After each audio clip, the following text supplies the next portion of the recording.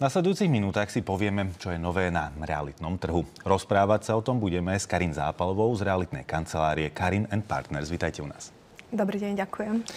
Tak ako to aktuálne vyzerá na realitnom trhu? Priniesla jeseň oživenie po letných mesiacoch, keď to trošku stagnovalo? Aktuálna situácia na trhu je výraznejšia ponuka ako dopyt. Na jedného kupujúceho máme ponuku zhruba 14-15 nehnuteľností, ktoré mu vieme predstaviť, keď pracujeme s kupujúcim ako našim klientom. Či jeseň priniesla oživenie? Ja poviem, že leto bolo tiež veľmi príjemné. Predávalo sa dosť veľa, nakoľko sú ceny nastavené priaznivo, i keď pociťujeme už nárast aktuálnych cien na trhu. Čiže keď sa na to pozrieme, tak v podstate aktuálna situácia praje tomu, kto si chce byt alebo dom kúpiť. Áno, máme trh nastavený tak, že je vhodné teraz kúpiť.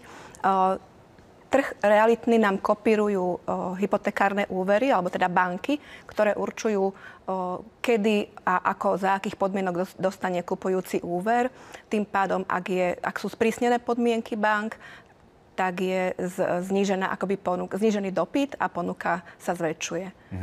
Úrokové sadzby boli na Slovensku veľmi nízke, potom zrazu stúpli. Bolo to veľké prekvapenie pre ľudí, ktorí zvažovali kúpu nehnuteľnosti. Čo vlastne robí s trhom takéto postupné znižovanie úrokových sadzieb na hypotékach? Áno, postupné znižovanie sadzieb na hypotékach, ako aj sprístupňovanie podmienok bank na trhu s nehnuteľnostiami zabezpečuje to, že prichádzajú alebo otvára sa možnosť kúpy nehnuteľnosti práve kupujúcim na hypotéku. V tom čase, keď sú prísnejšie tie úrokové sadzby, tak zase prichádzajú klienti s hotovosťou alebo s vlastnými finančnými prostriedkami a vtedy kupujú títo klienti. O aké nehnuteľnosti, o aký typ nehnuteľnosti je vlastne teraz záujem? Dopyt je stále po tých najbežnejších bytoch, ako sú dvoj- až trojizbové byty. Samozrejme prízemné alebo príjemné rodinné domy na bývanie pre mladých ľudí. Dopytuje sa v podstate skoro všetko. Menší dopyt je na komerčné nehnuteľnosti. Samozrejme, tie ceny sú závislé od metráže, samozrejme od toho, v akej lokalite, v akom regióne sa daná nehnuteľnosť nachádza. Ale keď si zoberieme, pokoľko idú teraz napríklad byty pre diváka, ktorý sa možno tejto téme veľmi nevenuje? Tak napríklad, keby sme si zobrali bratislavský trh, tak máme ceny nehnuteľností. Dnes nedokážeme kúpiť nehnuteľnosť pod 100 000 v Bratislave.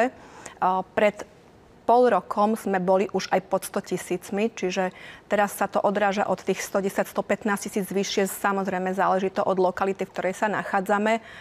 No a až po nezávratné sumy cez tie ceny bytov až niekde k tým 800 000 miliónov sa blížime pri niektorých tých nových projektoch, novostavieb. Je výrazný rozdiel medzi cenami, povedzme, starých nehnuteľností, starších nehnuteľností a novostavieb? Áno, ten rozdiel bol vždy. Novostavby vždy boli o niečo drahšie. Napriek tomu bolo tam boli výrazne nižšie náklady na bývanie v novostavbe. Cenovo dostupnejšie boli tie bežné nehnuteľnosti, ktoré už boli teda toho staršieho typu. Keď sa pozrieme na aktuálnu ponuku, nie je možno zrejme, že aj ten rozdiel v cenách starších bytov a novostavieb sa zmenšuje?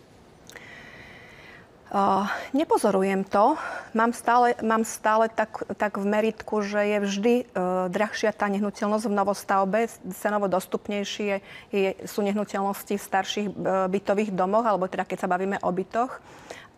Každopádne ten starší bytový dom, ktorý je na novo zrekonštruovaný, vie priniesť klientovi taký istý neviem to správne povedať, takú istú akoby komfort bývania. Taký istý komfort bývania, hej. Je rozdiel v tom, či si kúpim staršiu nehnuteľnosť alebo novostavbu z pohľadu nákladov na bývanie? Sú tam výrazné rozdiely v tom? Pred časom sme mali výrazné rozdiely v tom zmysle, že tá novostavba mala oveľa nižšie náklady na bývanie. V súčasnosti sa v novostavbách stretávam s tým, že sú zvýšené náklady o tzv. Ďalšie náklady týkajúce sa napríklad údržby zelene, údržby celkových parkov alebo garážových státí, kosenie, polievanie tých trávnikov, čo celkom prekvapí tých klientov, čo v tých starších bytových domoch nemáme alebo nie je.